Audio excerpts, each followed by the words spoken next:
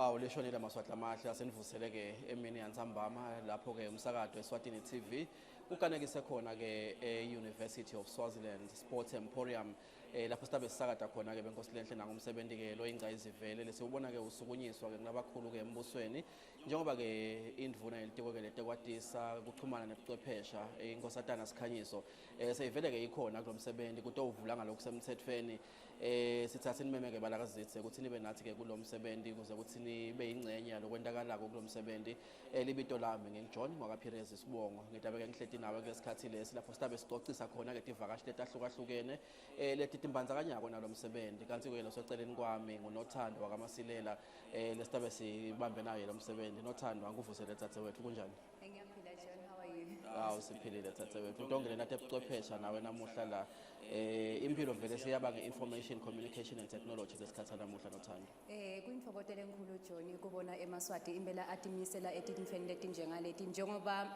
livela kangwane lati ukuthi si-enjoy yethu ukuthi sivame kuba ne-trade fair kamanzini lapho khona kuhlanganisa bona bosomabhizinisi so namuhla kuyinjabulo kubona ukuthi impela eMaswati kuningi la kwendako Eswatini njengoba sibona ke lana i-trade fair yase ICT kuloku ngokuhlanganisa bona bochwephesha uthuthukisa lo hlangothi kunjalo thathe wethu simema ke eMaswati benkosi lenhle ukuthi awuyibani nathi la kulomsebenzi njengoba ke sikhulumisa dona leti ndzaba letibalulekile umuntu ke lekangakuveta ukuthi lo msebenzi we-ICT Fair sobanjwa kwesibili ngumsebenzi ke locale ke eminyakeni lophelile ubanjwa kwesibili ubanjwa ke inhlangothi letimbili letibambisene nato lokuyi-University elivela kangwane phecelezi UNESWA ibambisene ke nenhlangothi lwendlu yasongqondongqondo phecelezi Royal Science and Technology Park njengoba ke lo mutse evena ayiphekele lo gama leti inhlangothi ke letimbili ke tihlangane bese tibamba wona ke lo msebenzi ngito ke letibusise ke labo labakhangisa ngalokwentekako kulolu hlangothi phecelezi kule space se-technology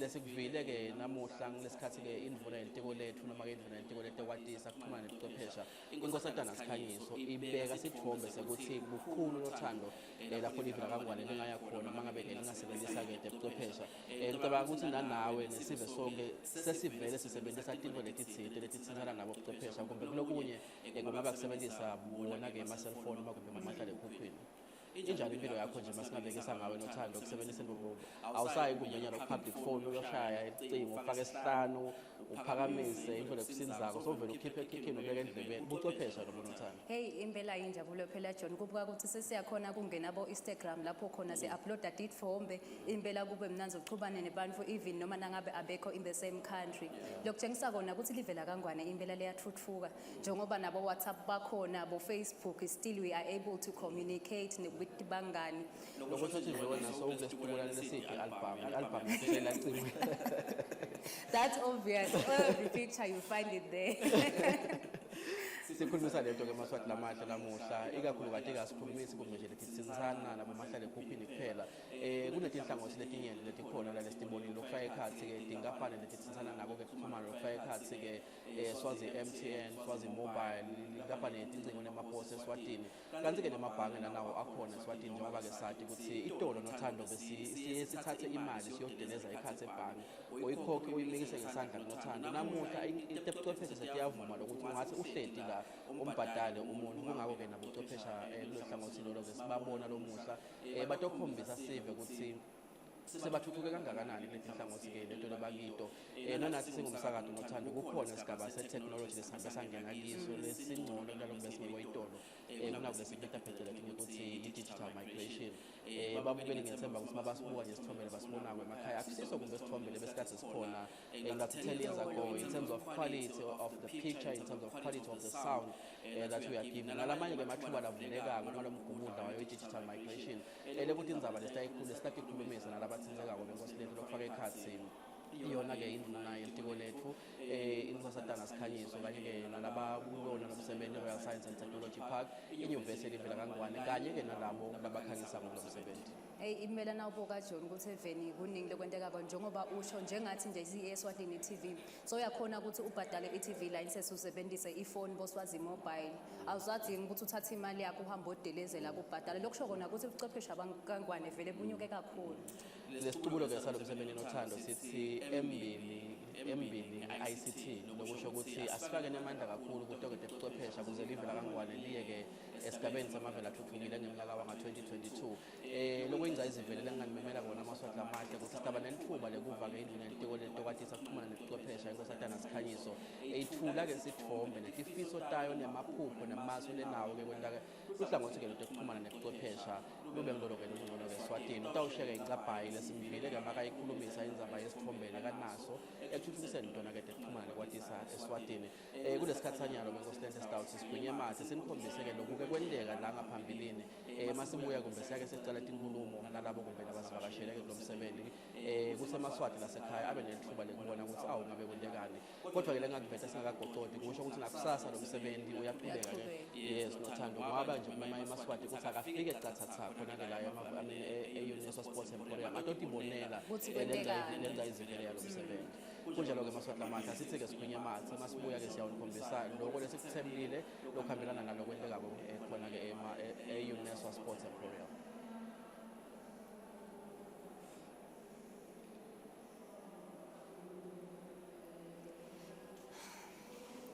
Program Director, the guest speaker, the Honorable Minister of ICT, Her Royal Highness Inkosatana Sikhanyiso, RSTP, Bantu benkosi nabo babetikhulu present, the representative of the Honorable Minister of Education, members of both houses of Parliament represented here, members of the Diplomatic Corps, the CEO of RSTP, Prince Miller, principal secretaries in the ministries of ICT and Education, CEOs of other government parastatals and companies, leadership of other institutions of higher learning present, the Pro-Vice Chancellor, both academic and administrative, the acting registrar of the University of Eswatini, management at all levels at UNESWA, RSTP, government and other entities participating in this event, ICT champions and practitioners from the private sector, industry captains, deans and directors of different faculties of the University of Eswatini, university staffs and colleagues, exhibitors, the media houses represented here, ladies and gentlemen, good morning. On behalf of the University of Eswatini, I wish to convey warm greetings to you all. I would like to first thank the invited Honorable Guest Speaker, the Honorable Minister of ICT, Her Royal Highness Inkosatana Sikhanyiso, for having agreed, in spite of her busy schedule, to be part of this year's ICT Fair. Before I proceed, Your Royal Highness, may I apologize for the very warm weather that we are having today. Indeed, it is beyond my control. I also apologize, Your Royal Highness. Our air conditioners are not working, so it is quite warm. So on behalf of the university community, we extend our sincere apologies. I would also like to thank the organizing team from RSTP, UNESWA, ICT Ministry, SEPA, and all the other ICT companies who have been holding discussions in preparation for this important day. I am indeed humbled to be part of this event, which is on the second year that seems to be gaining momentum in terms of ICT. Invited guests, Honorable Minister, and Your Royal Highness, allow me to congratulate you for your appointment as the Honorable Minister of ICT by His Majesty the King Mswati III.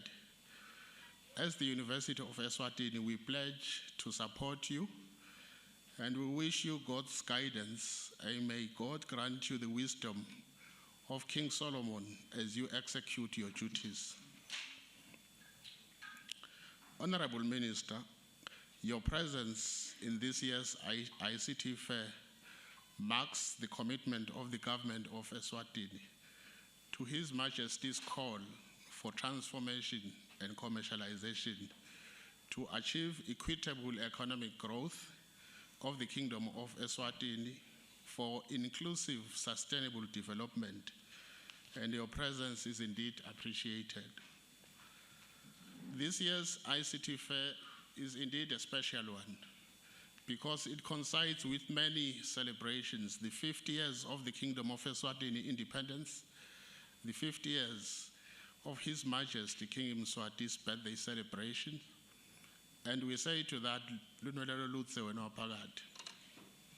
it also coincides with the year of our national elections that has been blessed with the appointment of the 9th Prime Minister of the Kingdom of Eswatini, His Excellency Ambrose Mandulo Dlamini, by His Majesty the King. We pledge our support and we wish our new Prime Minister success as he leads His Majesty's government to prosperity through transformation and commercialization. Invited guests, Honorable Minister, and Your Royal Highness, ladies and gentlemen, His Majesty indeed echoed during the 73rd United Nations General Assembly that within the framework of 2022 and Africa Vision 2063, inclusive sustainable development for all can only be achieved through knowledge-based socio-economic development, through science, technology, innovation, research and development. And he also alluded to the fact that the Royal Science and Technology Park continues to be a key entity in advancing research for inclusive sustainable development in the Kingdom of Eswatini. His Majesty's United Nations address on the role of research for fast economic growth follows an earlier command that His Majesty made in Parliament in 2014, wherein he instructed businesses, industry and academic institutions, including the University of Eswatini, to play an active role in the developments at the Royal Science and Technology Park.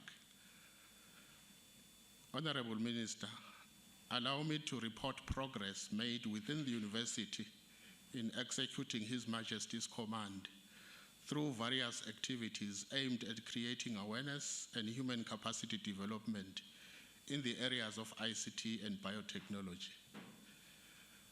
Currently, the university has an existing memorandum of understanding with RSTP with the aim of bringing all faculties on board to the work of RSTP. I am happy to report that the university, through the Computer Science Department and the Faculty of Science and Engineering, has designed new programs in ICT in consultation with various stakeholders, including government ministries. Furthermore, in partnership with RSTP, UNESWA has hosted the first annual ICT in 2017, which attracted players from ICT industry that included telecommunication companies, banking industries, to showcase their latest ICT products and services. The ICT Fair is meant to provide an opportunity for ICT professionals to deliberate on topical ICT issues for promotion of innovation and technology in the Kingdom of Eswatini. Your Royal Highness, in 2017, RSTP and UNESWA also hosted the first Global Entrepreneurship Week. The event sought to empower youth on innovation and technology. Further, Honorable Minister and Royal Highness, the university, together with its partner, the University of Essex in the United Kingdom, is in the process of seeking funding for setting up an innovation lab at the Innovation Park. This high lab, Honorable Minister, will see some of the Eswatini students and innovators going to the Innovation Park as innovators, where they will use the envisaged virtual laboratory to interact with mentors from all over the world. Furthermore, Honorable Minister, the University of Eswatini, on the realization of the curriculum gaps within the programs offered by the Department of Computer Science, to adequately equip students to be effective innovators and utilize the innovation platform at RSTP introduced programs that include the Bachelor of Science in Information Technology, the Bachelor of Science in Computer Science Education, the Bachelor of Science in Library Information Systems. We are looking basically to a much bigger and better ICT fair in the subsequent years. Once again, invited guests, Honorable Minister, and Your Royal Highness, ladies and gentlemen, we welcome you all to this year 2018 ICT Fair. May the good Lord bless you all. Thank you.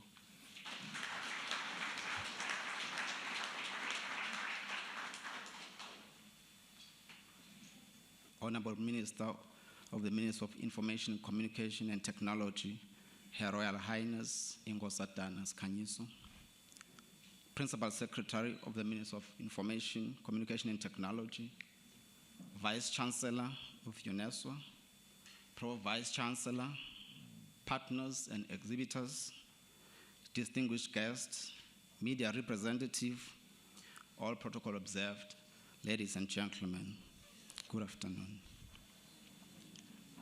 The Royal Science and Technology Park is happy to be part of the second edition of the annual ICT Fair, which we host in partnership with UNESWA and the government of the Kingdom of Eswatini. We are happy that after executing the idea of the ICT Fair last year, we got support from all players in the ICT sector, which gave us confidence to continue. Our aim with this fair is not only about the partnership, but it gives us an opportunity to take stock of how far has the country gone in terms of developing the ICT sector over the past years. This year's edition of the ICT Fair comes at a time where we are, as RSTP, have just finished taking part in the annual Africa Code Week, where we reach out to students across the country. This is one way through which we introduce imported language of coding to the country's future, as we know that in our language we say, catch them young, we believe that going around the country during the Africa Code Week, which is something that we have been doing since 2016, is playing a role in encouraging people in the school to fall in love with ICT and coding in particular. We are therefore pleased that the ICT Fair is an extension of what we are doing about a month ago. This is because among the activities of the fair includes things like innovation programming contest and gaming contest, which seek to give skilled Emaswati an opportunity to showcase their skills and creativity. These activities also touch on encouraging Emaswati to be innovative, which is one of the things that we encourage through our business incubation unit. I'm happy that some of those who are part of the contest are people who may apply for incubation at the RSTP, thus meeting our goal of encouraging entrepreneurship as one of the way through which the country's economy can develop. We believe that the big companies that are exhibiting will interact with those who have joined the contest to see if they cannot assist in their commercialization of their innovation. Your Royal Highness, I'm really informed that among the exhibitors we have startup companies. One can therefore encourage the financial sector to interact with them, as well as to see if they cannot play a significant role in ensuring that the commercialization of those brilliant ideas that are being showcased. Ladies and gentlemen, we can never overemphasize the importance of ICT in the country's economic development. This is mainly because ICT is crucial for the development of any sector of the economy. Not long ago, we had to stand in a long queues in banks, which consume a lot of our time. However, through ICT, we are now able to do all these transactions in the comfort of either our homes or offices. Agriculture is another sector that has been benefit immensely through the development of ICT. It is therefore pleasing to note that exhibitors in this fair come from all sectors of the economy, which is a clear indication that no one is either too small or too big for ICT. It is against this backdrop that we appreciate the importance of the seminar, which will look into the country's ICT policy. I believe the deliberation will go a long way towards ensuring that the policy is utilized to its maximum potential. I'm happy, Your Royal Highness, that among the panel, we have representative of the media. We believe that the media is a very key stakeholder in the development of every ICT in the kingdom, particularly the ICT sector. This is because they are able to break down every jargon to the man-on-the-street language. By so doing, they are ensuring that everyone understands the sector, which will help attaining the ICT access for all theme.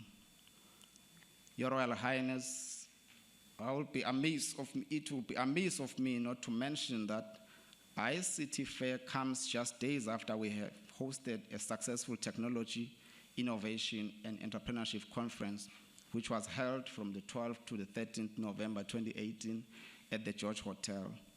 We are happy that we saw a number of young people with brilliant and innovative business ideas, most of whom are in the ICT sector. As I conclude my remarks, Your Royal Highness, allow me to thank all the partners and those who contributed to the success of this year's fair, and we hope that it is in the not so distant future, the fair will attract interest from outside the country. As it grows, we believe that we will start taking it to the people by hosting regional fairs, which will be responding directly to the theme of the fair, which is ICT access for all. Sigodlo emabandla ekweluleka tindvuna tembuso neparlamente, Vice Chancellor, faculty, staff, students, siyadvusela nonke bekunene ekwaluseni. Angithathe leli thuba nine belihlanga ngicala ngidvumise Smakatsi lovumile longena abusisile kuleli setulu. Ngiphinze ngibonge longange tindzaba longange live inkosi yemhlaba wakangwane ukuthi umuntu ethenjwe kwenda lo msebenzi lomkhulu kangaka la eveni wekuhola lelitiko letekuchumana. Benhlanga umuntu akengcize nekubonga kuso sive netinkampani kakhulukati bamvula abasha ngetilokothola solo batithumela naleyo nguthatho lesitholile lamhla lapha bekunene kuyo le sindzaba etshatsi lengivelele nile bekunene. Kuncane kubonga kwami kepha likhulu lidvumo lwaSmakatsi ngale. Sibonga ukuthi sesithuba sebantfu labasikati lesi nesithuba sebantfu labasha sesifikile ngiso lesi. Ngakho ke sitokuthata insha lamhla ukuthi ayichubeke ifake emandla ekwaluseni sitokwathi nekuyifaka emabhodini. Uthi nje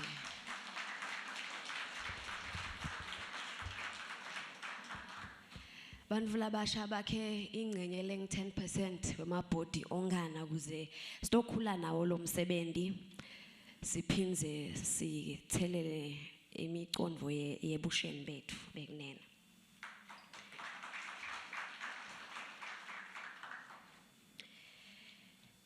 Botsatse bekunene nabo abangadidedeli letekuchumana bathathe ukuthi mhlawumbe nilicwaningo tifundvo lebantfu labadvuna yini kepha abasonzele ngosilindzele bona songcondvo bekunene. Ngenxa ke yekungaboni ngeliso lelibanti sibonile silitiko ukuthi kufuna sisenemsebenzi lomkhulu wekufundzisa emaswati ngebumcoka bekusebentisa bomake kutembusave. Singabakhamela kanjani bomake kwekuthi bakhethane bodvana ngoba phela make nguyena eva kangcono tinkinga talabanye bomake bekunene. Sithathe leli thuba lekudvumisa inhlakanipho nemusa wemakhosi ngekukhetha tindvungo kulabasha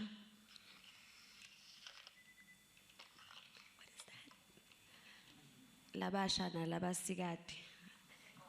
Oh my God.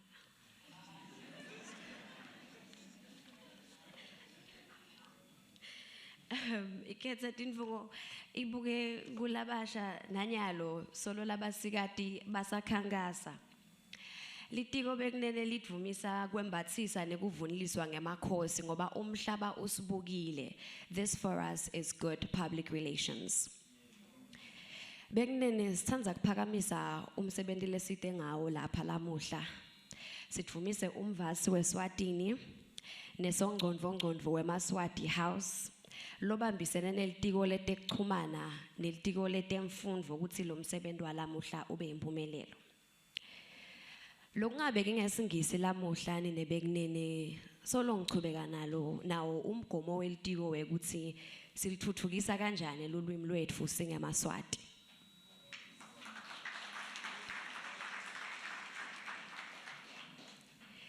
Sekungaba ngikokushiyela Vice Chancellor ingcabhayi kwekuthi lulwimi lweSwati netimfundvo temlandvo welive lakangwane Eswatini history kwakhiwe kube tifundvo letinkulu khona lapha kule nyuvesi bekunene ngoba kuti hlonipha tsine kucala ngona kuyawenda umhlaba nawo usesabe. Njengoba litiko bekunene selubamba kwesibili lo msebenzi, sicubulo salonyaka sichubeka nekugcila lesithi siyaphambili nge-ICT, sichubeka nekugcila ekubonisaneni kwetfu ngemitsetfo netindlela tekusebenzisana tekuchumana letingito. Le mitsetfo ke bekunene ifaka ekhatsi kuvikeleka ekugangeni lokwenteka kubongcondvomshina i-cybercrime. Lo mtsetfo wekutsengiswa kwetinsita noma tinshwana tekuchumana, the Electronic Communications Bill, nemtsetfo lovikela lwati, the Data Protection Bill. Yonke ke imitsetfo siphokophele sihulumende neparlamente lensha bekunene kwekuthi ipheleliswe isheshe ishayeke ngesikhathi. Kuze nebatshali timali babe naloyo dvolo gcina wekuthi nangemambala inhlanyelo yabo ivikelekile even. Ngekwanza ke bekunene kwale misebenzi sitagcina siuvala lo mkhathi lokhona emaswatini wekutfolakala kwetintfo letisebentisa bogesi ema-electronics nangekufundzela nangekuceceshwa kafishane closing the digital divide. Indlela yekusebenta live lakangwane yetinkhundla ngikubona lokho ninebekunene ukuthi onke emathuba lakhona eveni afikele kubani nakubani eSwatini. Kulomnyaka lowendvulelele lesikiwo bekunene litiko lekuhlela umnotfo lwende lubalo lolukhanyise ukuthi eSwatini emaswati asaphelele angu 1,093,238. Kulolo nani bekunene ngetfukile kutfola ukuthi inombolo lenkhulu yebantfu eveni kwendlula tonke letinye ngulabo labaneminyaka yetinswane kuya eminyakeni lemine, ages 0 to 4. And this is the dependent population. Labang 130,208. Ubese uqathanisa leyo nombolo nenombolo yabogogo nabomkhulu leyona ing 9,019. Embeleni insha iyodvana nje yakha ngetulu kwa 60% wemaswati. Lo msebenzi welibalo ke usikhuthatile silitiko uma sibuka kwanza kwetifundziswa letiphotfulwako umnyaka ngeminyaka etikolweni la eveni bekunene kuthi asakhe i-database yabo songcondvo letawufaka ekhatsi lamakhono abo lehlukahlukene besayensi, computer engineering, belicwaningo nabo bonkhana bekunene a mini skills auditing exercise. kuze sikwati kuhlelembisa labatshali timali lesibamemako batokwati kuvula imisebenzi lecondzene nemakhono lakhona even.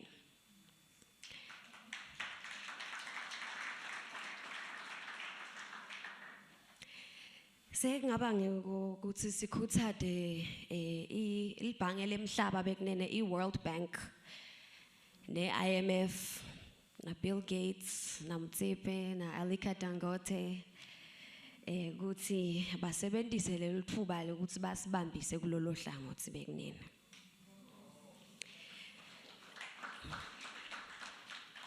Asisho ukuthi litiko likhuthata kufundza ngekusebenzisa ema-ICT ngendlela lengiyo bekunene hayi ngebudlabha. Kube ukuthi labanye batisebenzisela kuganga kwebatimali netithombo tebantfu ukuthi bativete bangulabanye njengoba nami njengekufacebook kepha angikho mbamba kunami nje. Labo bantfu laba vela ngekutogila imikhiba ku digital space bayisebenzisele tintfo letingesito asikhuthati lowo moya sikhuthata ukuthi usenjetiselwe kukhangisa ngelive sanzise emabhizinisi sibuke umhlaba ukuthi umenjani njengoba sekungenwa ku 5G nje nathi singene kulolo gagasi. Sengiko bekunene nekhuthata emagala akhakithi kuleli tiko bekunene nato tinkapane letingephansi kwetfu kwekuthi saleke manje siwafakisisa lamandla sakhe emathuba ekuthi sitawakha nemathuba ekuthi sitivakashele letindzawo ukuze sitobambisana nalaba wabukile ukuthi siwasebenzisa kanjani bekunene. Akusilo lilanga lamuhla lekuthi ngithembise ukuthi siyokwendani kunitshela nje ukuthi siyasebenta asikalali bekunene. Silive sesineminyaka lemibili solo sethembisa ukuthi siyaphuma etimphepheni siyangena kubongcondvo mshini asho ukuthi i-digital migration. Kepha solo sangcinca ndzawonye sizatfu emaswati asengakacali kukhicita kwawo. Atibuyele tinhlelo ayibuyele emicondvo. Ingcikithi yalomsebenzi walamuhla nebekunene kuhlanganisa tinkapani nahulumende kuze satane sifundzisane phindze sisebenzisane.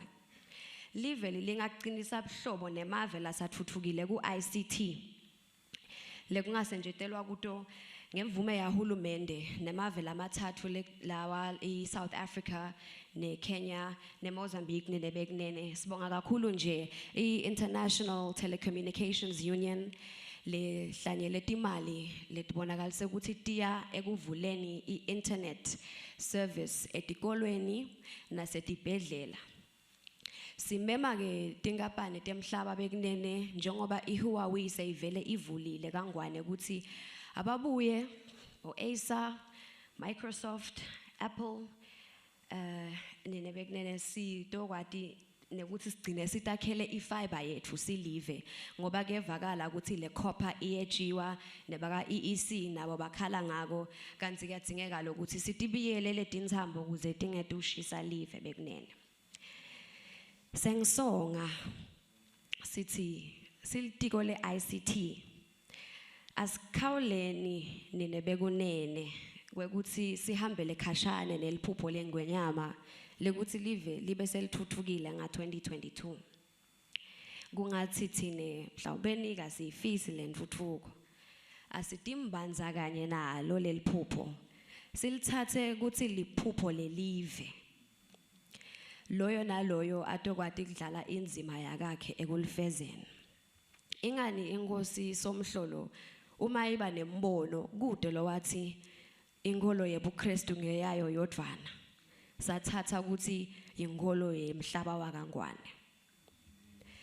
Inkosi ke nebekunene isibitile sibaya yaphindze yayibita iParliament seyodvwana solo ibuta umbuto munye wekuthi umnotfo singawukhulisa kanjani even. Uma sewuphele wonke lo msebenzi senginoma ngifikelwe kudzabuka ngoba ngikhanze ukuthi emakhosi alandze imisebenzi lemikhulu lekayibone isimamisa iminotho kulamanye emave yayiletha lapha eSwatini kepha thine sehlulekile kuyesebenzisa ezingeni lelifanele lokusho ukuthi ufuna sibuye lemahhovisini siyobhala kabusha indlela yokusebenza litiko letekuchumana ke bekunene litimisele nganako ngikubambisa inkosi ekusebenziseni tindlela letehlukile tekwakha umnotfo singawakhi umnotfo ngemandla nangetandla kepha siwakhe ngekucabanga nangelwati kuze sitoba ngiloku lokuthiwa yi-knowledge based economy sikhulise lo mnotfo ngebucopho njengoba nesicukuma-devu satakabo tekuchumana lesingishon Garrett sisho ukuthi the technology you use impresses no one.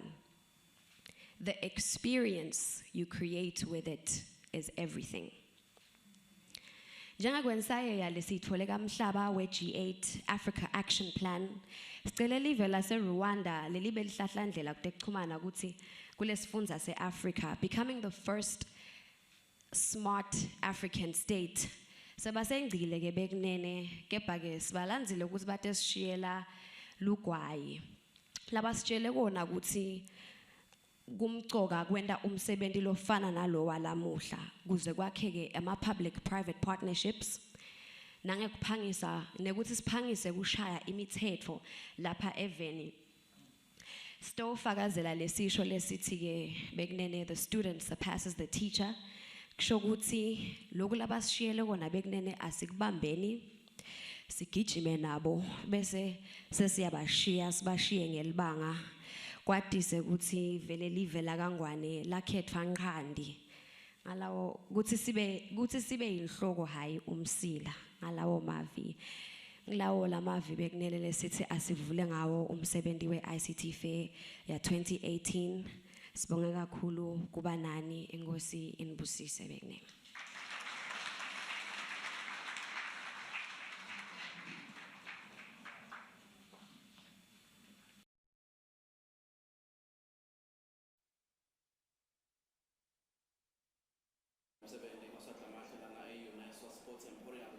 University of Eswatini Sports Emporium lapho ke kunomsebenzi lomkhulu kakhulu khona lo khangisa ke ngetekuchumana nobuchwepheshe eSwatini sengumsebenzi ke lobanjwa ke kwesibili njengoba ke uqale ngeminyaka lophelile lokube ingazivele ke nomsebenzi walomuhla kuthi ke uvuluke ngalokusemthethweni ngosatana sikhanyiswe le induna yentiko ke letekwatisa kuchumana nobuchwepheshe lapha ekhaya lokho ke makethula ke inkulumo yakhe njengoba ngiyibona masonto amahle waveta ke tindlu letitsite lethiwa ikhathi kumbe lokubili nalokuthathu lengathi nje kusho mbakalo lokho ikhathi ukuthi umnotho welive lakangwane singawakha ngokuthi sisebenzise kakhulu ubucopho kunokusebenzisa emandla notandla wase ke uveta ke indzaba yokuthi live lakangwane kuyafuna ukuthi libuke emathuba ukuthi lisebenze ngokubambisana phecelezi ama-collaborations nemave lesavele ke athuthukile kuleso sigaba lokufaka ikhathi emave lakhona la e-Afrika njengelive le-Rwanda kanti-ke nokuthi bantu labasha njengoba ke sekubonakele vele ngibo labatawuthatha ke tekuchumana nobuchwepheshe batibeke esigabeni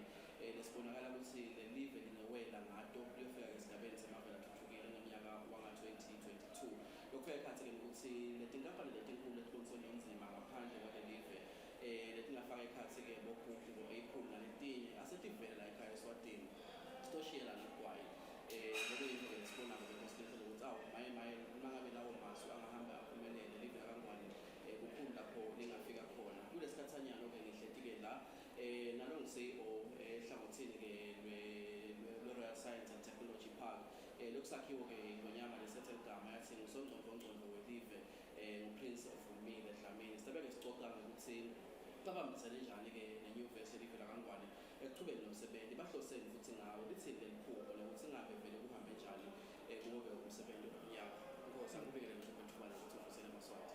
Awu siyabonga nebekunene siba ka-Royal Science and Technology Park sibambisene ne-University ya Eswatini lo msebenzi umsebenzi omkhulu kakhulu lona lesiucala eminyakeni lephelile Kwabonakala ke bekunene ukuthi imbuko emhlaba nayiqala iRoyal Science and Technology Park ukuthi sengiyona kubonakala ukuthi itawuletha intuthuko eveni la Ngwane ngedobuchwepheshe.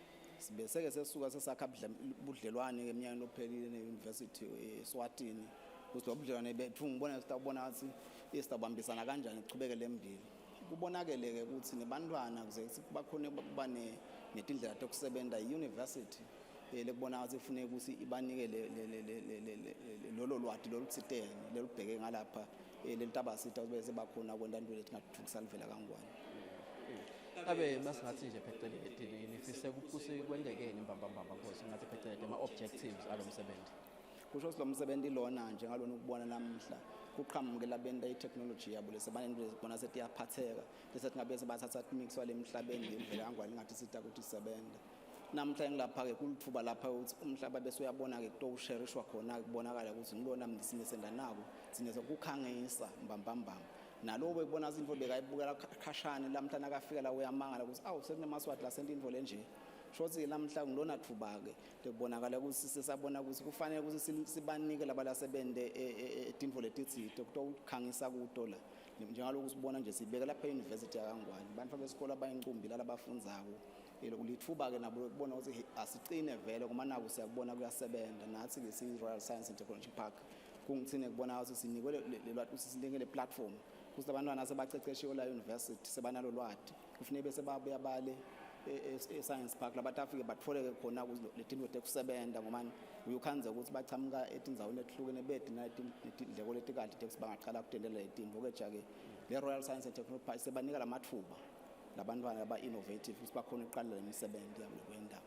Kuyevakala Nkosi kumbe nje umphakathi ibuda lokuthi lokusibambele le-ICT Fair kukhona nivele kumbe la abachamuka khona lendlu yasongqongqongqo la sebakhangisa kumbe nokuthithe lokuphekwe khona kuleyo ndlu. Hawu sebanyenti impela nathi siyathokoza nje lokuthi lamuhla nalongakufikela tawubona ubona ukuthi awuqha imamba la kuyasetshenzwa le ngoma labanye abantwana nje labanemisebenzi bayisebenzako ikhona bakhangisa yona le bafike nabo bekuluphupho keje iphupho ke bese silenda singesi Royal Science and Technology Park ukuthi kungasabi iphupho kusabe kube into leseyiphatheka njengaloko namhlanje bajengisa lana banye ndana ngiyabona bafika sebajake kufika eshumini labana keje ke abaketi bonke lamhleje bakhona sebavele bakhona.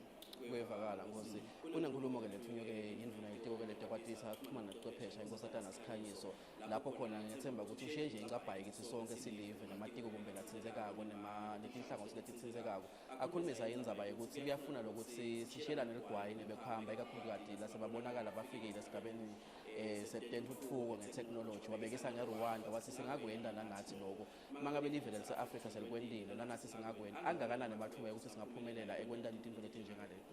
Manye into kakhulu John ngicabanga ukuthi kunamaviki nje lamabili laphelile kube nelibandla lekubona silisukele kaRoyal Science and Technology Park lelinye lasuka la eUniversity yaseSwatini bebakhona le eSilicon Valley ekuleAmerica kuyofika kuleti nkampani njengabo Google naletinye natinto etinkulu kwafika nakubo Stanford University kwakhulunyiswana kwabonakala ukuthi yini lesingayenda kanye nabo batshengise kuthakasa ke le laba beMedical letinkampani letinkulu engikhuluma ngato ukuthi cha asibuchubele budlwane nazi nje sesibuke ukuthi sesitaba invite abona namalanga ledako sibabuye la Swatini batobona ukuthi ngikuphi lesingakusebenza kanye lokunye sesikwendile nje neUniversity yala Swatini kuyasifika nakubongilandi kunema university University of Essex nabo sesakhe budlelwane sekukhona nje imisebenzi eseyisebenza kanye seyi-Science Park neUniversity of Eswatini lo kutshengisa kona ukuthi kubonakala ukuthi ngeke sesithi reinvent the wheel sekunetinto ekufuneka sithatha ngomabona sebasembili salo sibambelela kubo sihamba kanye sibona ukuthi yini lesingayachieve nasisebenza kanye indzaba ngiyathokoza lokuthi umbono weNgwenyama waba muhle kakhulu ekutheni akuhambe kube nalendlu yasongqongqongqo ekwenteni isiqiniseko sokuthi live kaNgwane litipheke letinto tiphume khona la ekhaya eSwatini kodwa ngabe ngeke ngikusilimate lokuthi kumbe iyakhulunywa lendzaba yokuthi i-curriculum yelive nje sale iqala vele inculcator letinto kusukela maybe at the lowest levels of education kumbe bantwana bayiqala primary le-exposure kuletindzaba te-education leyo ngabe mlangane niyayikhuluma nekuthi kumbe vele isesigabeni esinjalo masikhuluma. siyi-Royal Science and Technology akusasi kusesiyayikhuluma sesiyayenda thina nje sicalile ngiyabona umnyaka sowesithathu lo sihambela letikolweni kuma-primary ema-secondary nema-high school lapho sifundisa khona kuthiwa i-Africa Code Week sesikwenda njalo ngeminyaka sinemaviki lamathathu nje sisuka kuko emaviki lamabili sihambela etikolo sibafundise ukucoda labantwana le-primary nama-high school ne-University of Eswatini kutshengisa lokho ukuthi kube sekuyabonakala ukuthi le nto le ifuna siyicalele phansi at grassroots level nala tulu ku-tertiary nayo nje lokungikhuluma i-University of Eswatini iya-restructurisha seyingenisa ema-program namhla sekukhuluma nge-technology bekawabala nje vice chancellor lamuhla ngiyabona lamasha sekangu-5 lakhuluma ngayo ema-program lati aba-ofarishwa kuma-degrees level University of Eswatini kutshengisa ukuthi yinto vele kubona sisine-university esivele sesiyihlelile leyo iselayinini la ngimese sitawugocota labanyenti kumbe labahleli bangacabanga lokuthi awu tinto tabo-technology tinto tebelungu tinto letichakubale ngesha kwetilwandle bese yini thina singemaswati kangangoba kumbe lomunye umphakathi athi thathele phasi atshitshele vele ukuthi awu le tinto leti sesimane siyenza nje but tona mbambambamba tebelumbi tentuka belumbi uthini wakho womcondvo ngifuna lokhu simane siyigucule le ngqondo yokucabanga emaswatini i-experience ne-exposure yakho nje lokubonile emhlabeni lokungasibeka nathi emathubeni sekuthi singadibukeli phasi singemaswati i-technology akusiyo yebelungu i-technology yemuntu wonke umuntu emhlabeni beyivela nala Swatini beyivela ikhona i-technology engilokuthi kumbe beyengabitwa ukuthi beyibitwa ngalokunye ngoba na ubuka nje ukhuluma ngemithi besinetihlahla lebebona sibethi inanyalo sokuthi yasetshenziswa kwenda imithi ngeke ukuthi i-technology kuyi-technology ke jitolo besingakubiti nasi sinelulimi bethu lweswati lokukubita lo kuyithi kuyithekulima konke besinetinkabi silima ngalokwa nalokwa beyivele khona ke jake manje sekubonakala sekunetinto esekubona sesikhona setinguqulo kubona ukuthi nemhlaba sesitawutshengisa ukuthi nasi besinawo ke just sikubeka lesinye i-level ukuthi oh imaswati beke ntanako kanje utawukhanza ukuthi umhlaba nawo sotawusitakala kuloko besikwenda ke jitolo bekungatikwa keja ngale technology wonke umhlaba sotawukhona abanethuba kubona into besitenda naso silivile Eswatini kuyevakala ngoba kuna nangemkhele nje ngathemba uyivile inzaba yamkhele lokuthiwa ke wakheke emcingo wagcina futhi alibita ngalesibongo ucollaborate kumbe nalabanye lengesha kwetilwandle bawubamba lo msebenzi umuntu ke uyacabanga lokuthi uyawukhanza ukuthi kumbe napheleza utawugcina agibela indiza hamba eShayina ubuyele lwakhe emcingo mangabe kunemaswati lanemicondo lenjengaleyo ngosi singenta njani lokuthi bangaze kumbe bagibele indiza bayele ngaphandle kukhona inilongakusho emaswatini ukuthi kumbe Royal Science and Technology Park ngabambisana nabo ngandlela thite kwenteni ukuthi le micondo lebanayo bangadikhanze baphumele ngaphandle bayobambisana nebekhamba kukhona i-Royal Science and Technology Park ngisho ngabe useyikhona i-product losoyakhile inalamathuba lamanyenti ngoma lapha nje kuna indzawo lokubona ngathi ngiyona industrial area lapha kutawakhwale khona ema-factory lathi awukhicita letinto njengalona nje obekusangayo so unelicingo lolicingo selitawakhwala Eswatini ngoma le skill sekwakha lelicingo sesikhona lapha Eswatini ngathi uyabekisa inkosi amavelo usho into letawende ngisho into letaba khona sekukhona vele ngisho singahamba utawubona kune-industrial park lenkulu sekunenkampani letifuna kusuka lena letide latawendela umsebenzi la into lesevele seyikhona ingonyama leyendile kithi nje sengikulo kwekuthi ngulabantu lekufuna ukuthi baqhamuke nalama-ideas vele sekutawendiwa lapha ekhaya sesinako konke lapha ekhaya ngoma ne-funding yakufanda yona le misebenzi ngumbe tinkampani lefuna kufanda yona imisebenzi leseyiqhamuka sibahosta wonke lamalanga lapha ukuthi naku nathi zikhona sifuna ukubona ukuthi yini lokhona singakufanda ukuthi kucacala imisebenzi all we need innovative ideas lekufuna abantwana bachamuke na ngingosila sisebenzela la ekwaluseni ngoma ngilapha abantwana baqolwa khona baphekwa khona kuba nelwadi kuyithi ke kuyingomba lokuthi ukuthi lapha ukuthi singasebenzela khona ngaphandle ukuthi sibambisane ne-university ngoba ngiyona lapha eMaswati anikwa khona ubuchwephesha kwendatinto asigocote ngosi kula micondo loyifunayo uyawukhanza ukuthi tinto vele ngale migomo yokusebenza tilandzela ama-criteria lathide uyawuthi ke lomunye awuphilezi ngiyafuna lokuya lena kodwa bakangibidi funa baze bakhiphe luhlu ukucala ukuthi i-aplya noma kumbe kube njani ithi le criteria yokusebenzisana noma kumbe ikusonzela nje i-accessible kangakanani i-Royal Science and Technology Park eMaswatini uma ngabe bantu banemicondo lekhaliphile lengasetaliwe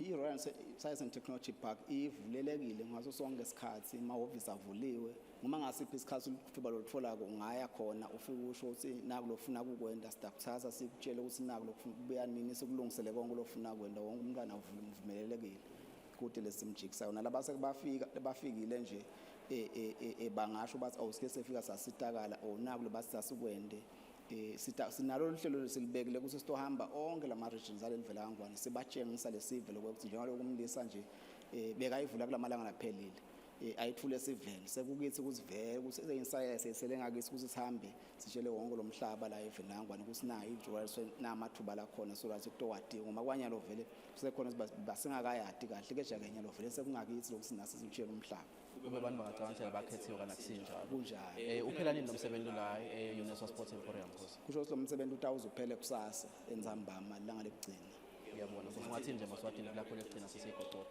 sithi siyabonga eMaswatini siphinde sibonge naleti nkampani letibuye kusupporta ukuthi lo msebenzi lo kube impumelelo naku-University of Eswatini lokuthi sibambisane ngendlela sibambisane ngayo siyabonga ukuthi siphinde sifise ukuthi sichubeke sihambe ngalo nyawo lihambe ngalo ngoba ngiyona tifisa ukuthi imbubo emhlaba nayo lebona ukuthi lento le yentele eMaswati ukuthi itawakha likusasa lalelive Sibonga kunene siyabonga kakhulu ukuzivakashela sisisela ukuthi umsebenzi wenu uqhubeke uhambe kahle nisawuqhubeka siyabonga kakhulu nje awukunjalo Maswati lamahle sise-UNESWA Sports Emporium sethemba ukuthi awunicoshile benkosi lenhle lwadi lolutawunenda ukuthi nisonzele nokuthi-ke nibe ingxenye yalo msebenzi ikakhulu kade kunimema nje ukuthi nakusasa sonzelani Maswati lamahle ngensimbi yesiphohlongo ekuseni kutabe sekuvuliwe la ungenta utobona ukuthi kwendakalani nawe uthole-ke lwadi loluthide lolutawukwenda ukuthi-ke usitakale besikhulumiselana la-ke navumile Dlamini longu-CEO Chief Executive Officer we-Royal Science and Technology Park ngusongcondvo welive sitawukhunye mathe Maswati lamahle noma kumbe singene-ke kulokunye lesikuthethe lale sikubona kwenteka sine-emergency medical school itawusikhombisa ukuthi bona-ke mabamba basebentani ngike ngaye bovakashela ngabubona-ke buchwephesha lobunye lababusebenzisako ikakhulukati ekuvikeleni nekuseva timpilo tebantfu ikakhulukati mangabe sekubonakala lokuthi sekuthanza kuba madima phecelezi sekuthinga ukuthi abantu bayongena kumbe kubo-ICU banato leto tinfo leti buyini lobo buchwephesha lobo bubamba njani umphefumulo wemuntu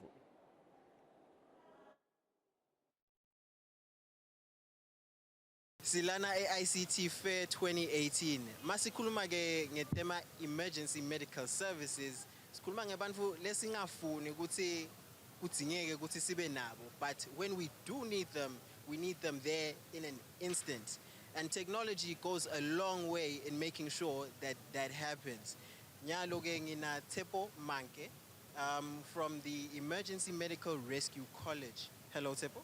Yebo buti unjani butwana? Ngiyaphila buti. So Tepo, how do you incorporate technology into the emergency medical services sector? Okay. Now, if you look at the whole training of emergency medical care and rescue training, it has evolved over the years. All right. So now, in the past in Swaziland, we just were constricted to having only people who are trained on 6 weeks, which was our basic emergency assistance. But now we're running 3-year diplomas, and next year we're running degrees. Now, with that comes technology. Now, it means that pre-hospitally, by pre-hospital I mean outside of the hospital, we've got equipment which was only restricted in the hospital. So now with technology, now we can defibrillate patients on the road. We can start pacing patients on the road. We can start doing more advanced stuff which are only done in the hospital. So now we're bringing latest technology into the pre-hospital setting. Now how that helps us is that, look, if ever you've got a patient who maybe was going to die in the next 10 minutes or 15 minutes, now we're saying, good, instead of going to the hospital, we can actually perform all those procedures outside of the hospital. That's where the big aspect of technology comes in as far as emergency medical care. Yeah. So I see an assortment of machines behind us. What type of services exactly is it that these machines allow you to do? I see you have even like those metal cutters for extracting the patients. The way we know it in Swaziland, emergency medical services are the people who just go and do CPR. Now you're telling us that you also are the people that get the people out of the cars in emergency situations. So what we did in 2015 when we were developing the curriculums with the university, we did a detailed research and found that it was going to be very pointless to just have people trained on medical care, you see.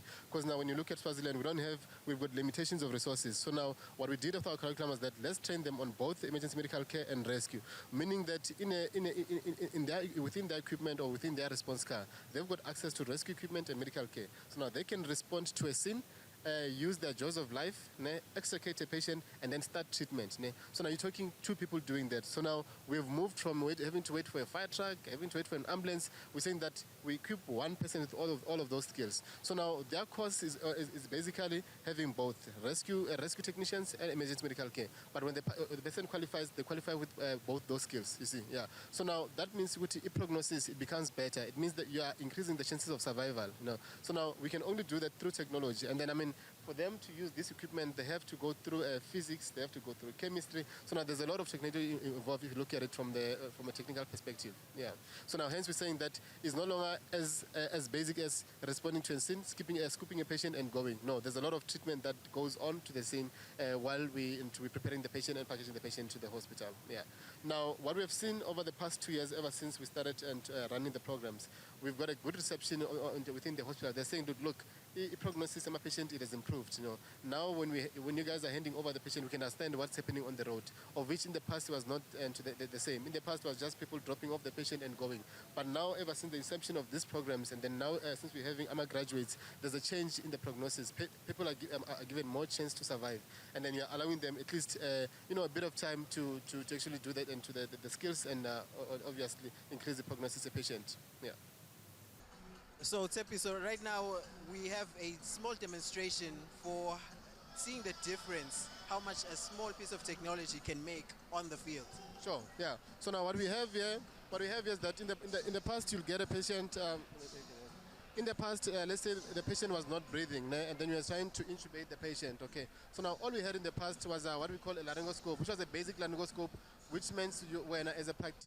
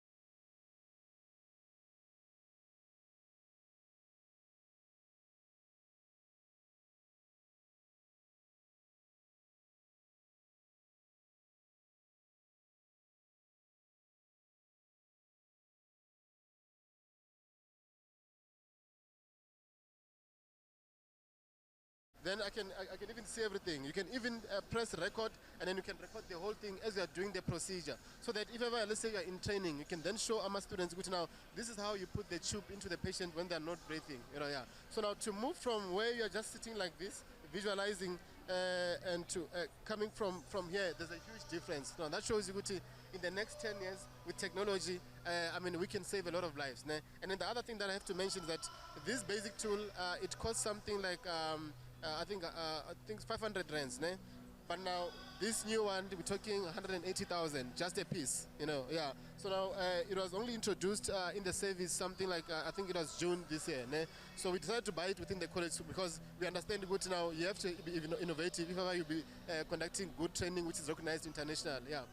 When we talk of ICT, we talk of innovation, we talk of moving forward. Sure. Where do you see the services you can provide being in the next 5 to 10 years maybe?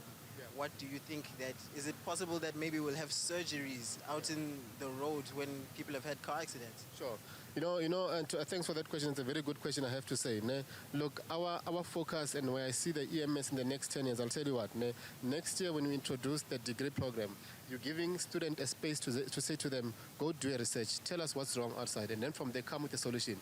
Now, when you send maybe 50 students or 40 students to go and do research, it's a lot of data which can actually the college and the university can use to say, look, I think we now need to start changing 1, 2, and 3. Because remember one thing, as much as we are innovative, we can't take a system which is working in the UK and implement in Swaziland. It wouldn't work. You can't take a system which is in South Africa and bring in Swaziland. It's not going to work. So it means for us to be innovative, we need our students to tell us, these are the problems that we have in Swaziland. How do we come up with the solutions? Hence us in the university, we're pushing very hard to try and get the degree program up and running. And then that way, I can tell you, we're going to have a world-class and EMS system running in country. Yes, for now, there's a lot of work to do, but I'm saying, we have to start somewhere.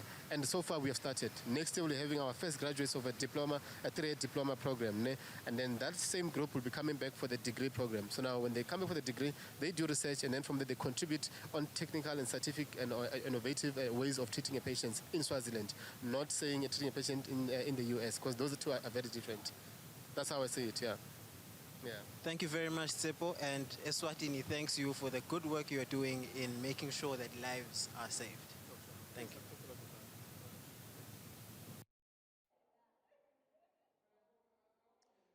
Solo-ke siqhubeka nemsebenzi Maswati lamahle e-UNESWA Sports Emporium. Kulabo-ke labathanza kuvula imisakado yabo bakhanza lo msebenzi uyaqhubeka. Umsakado Eswatini TV ukanekiseke la e-UNESWA e-University of Eswatini kumathapha ekwaluseni. Lapho-ke kuqhubeka khona-ke umsebenzi we-internet noma-ke we-Information Communication and Technology Fair. Lengathi kumbe ngalesiswati ngumsebenzi lapho khona-ke kukhangisa labo-ke labasebenzisa-ke tebuchwepheshe netekuxhumana even lakangwane. Kuyinhloso yalo msebenzi ukuthi live alisebenzise-ke tekuxhumana ukuthi-ke indlondlobale ukuze live likwati-ke ukuthi ngato lifike-ke esigabeni samavele athuthukile phecelezi i-first world. Ingcabhayi-ke seyikithi singemaswati netinhlangothi letahlukahlukene njengoba-ke nivile-ke benkosi lenhle besisakhulumisana-ke naloyo-ke longu-CEO Vumile Dlamini we-Royal Science and Technology Park. Liphupho nemigomo-ke lebayisebenzisako kwentela isiqiniseko sokuthi vele le tekuxhumana tiyasebenza ngalokufanele. Kulo msebenzi-ke i-Royal Science and Technology Park ibambisene-ke ne-University yalive laseSwatini. Kuchuba wona lo msebenzi sitawuxoxisana-ke kulesi sikhathi samanje Dr. Methula lokhona-ke la e-University yelive laseSwatini. Lophinze-ke abe ngusihlalo phecelezi chairman wayo-ke le-organizing committee. Sitamcocisa nje kafishane ikakhulukazi elihlangothini lokuthi inyuvesi mbambambamba ngutiphi-ke tinhlelo letichubako kwenta-ke isiqiniseko sokuthi emaswati ayayitfola i-knowledge lehambelana-ke nekuthi-ke tekuxhumana tebuchwephesha titfolakale. Inkosatana Sikhanyiso leyindvuna letekwatisa kuxhumana nebuchwephesha ivete-ke sifiso nekuthi live lakangwane aselisebentele kwakhana-ke lebathi ngesilumbi i-knowledge based economy. Lokusho lokuthi-ke netinhlelo tethu-ke tetemfundo kuyadzinga lokuthi ti-provide noma tinikete-ke lwati esigabeni-ke lesifanana naleso. Dr. Methula angikubingelele ngikuphe lithuba lokuthi uvusele Maswati. Sibonga kakhulu Dr. kusivakashela. Ingca izivele emsebenzi le labanye batawuthi i-trade fair sekubanjwe lenye kumathapha kumbe nje asesiyilungise kahle leyo vele ukuthi lithini leliphupho iqhamukaphi lena kwendakalani lana la sikhona khona namuhla. Ngibonga kakhulu bhuti umbuto wakho omhle kakhulu. Utawukhumbula ukuthi i-vision yelivela kangwane kufika esigabeni semavela athuthukile nga-2022. Now, one of the vehicles, noma letinqwale tasifikisa ku-2022, ukuthi sive semaswati si-embrace noma-ke mhlambe sisebenzise i-ICT. I-ICT but nawo ngifakazi nalo nje sisebenzisa yona. Ekhukhwini lakhe ikhona i-ICT, ekhaya ikhona i-ICT, i-ICT sisebenzisa konke. So now sengibuya kulo mbuto wakho ukuthi ihluke ngani le fair le kune-trade fair. Le fair is basically ngathi ingcenye noma-ke ingcenyana yale trade fair lenkulu. I-trade fair ibuka konke. Lesikuyo namuhla i-sector specific. I-sector specific ngekuthi yona ibuke nyalo ngco. I-sector letsite. Le sector in this particular case ngiyo i-ICT. So kumcoka bayo-ke ukuthi yona ibuka nyalo i-ICT ifuna kusitshela sisiveze Maswati ukuthi sisukaphi nge-ICT, sikuphi nge-ICT, nekuthi futhi sifuna kufika kuphi nge-ICT. Na ungangena njenganje kuleti nkampani temaswati kamangasandwendwa ngamaswati. Emaswati sakadevelope ema-apps, adevelope ema-platforms nasenziwa ngamaswati ukuthengiselana nekuxhumana nako konke. So ngitho lento lethu sifuna ukuthi ibuka nyalo sector specific sibuka nje le-ICT ngco. Sathi ukuthi ngoba na ufuna kwathi usuyaphi siya 2022 but nasiya 2022 kufuna sathi ukuthi sikuphi nyalo ngeke ukhona kufika 2022 ungadi ukuthi nyalo ukuphi. So ngilolo mehluko walama affairs lamabili futhi kuyevakala mnethu ngike ngaxoxa lana na CEO we-Royal Science and Technology Park kumbe lokunenge lokuhambelana ne-vision nama-objectives alo msebenzi sekavele akuvetile kumbe nje umuntu bekangafuna kubuta ngalokuthi vele umuntu nanawe dokotela lo sebenzela ngakhona la enyuvesi tinhlelo kumbe lengathi kumbe ngema-programs le bafunzi labangathi tfola enyuvesi lethambelana nekuthuthukisa lo hlangothi engabe dingakanani ukuthi njengoba lo hlangothi luneshisekelo yekhula tiyafakwa leto tinhlelo leto kuhambisana nale aspiration noma nale tifiso lesinayo. Yes, I'm sure nje futhi uvile speech sa vice chancellor na Senkosatana Lendas. Vice chancellor uthi the university ineliphupho lokuba ne school of ICT. Now the school of ICT les akusiyo nje sakhiwo lesitaba khona no.